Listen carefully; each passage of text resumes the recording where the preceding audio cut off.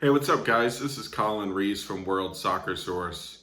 One of the big debates going on right now in English football and then just world football is who England's going to start at right back in the 2022 World Cup. Kyle Walker's been the preferred right back of Gareth Southgate because of his speed tracking back and defending. And there's also been this kind of battle between Reece James and Trent Alexander-Arnold. And I think the best solution to this good problem for England is to start Reece James as the right back, because I think Reece James, anything Kyle Walker can do, Reece James can do better. And the same goes for Reece James compared to Trent Alexander-Arnold. And I think Kyle Walker's just a little faster than Reece James. But Reece James is a better defender than Trent Alexander-Arnold. And he's also basically just as good in the attack.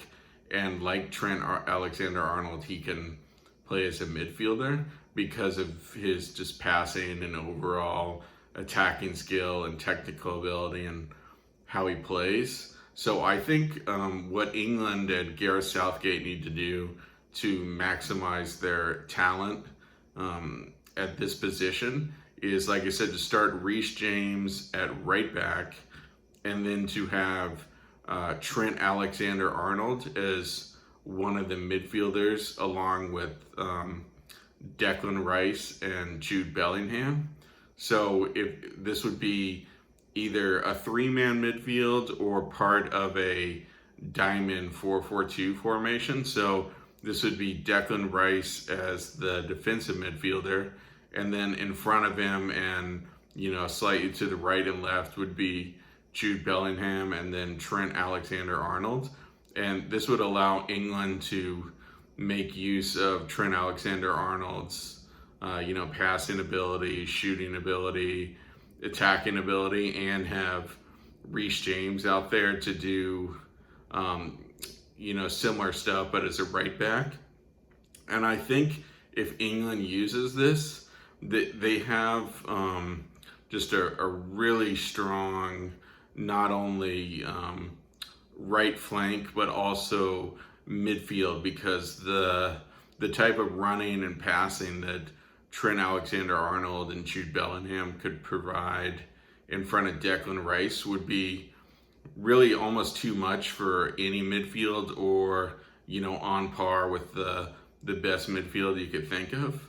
And then the only decision after this would be who you want at the tip of the diamond, if you're going to use the diamond 4-4-2, or who you want as a playmaker if England's going to use a playmaker.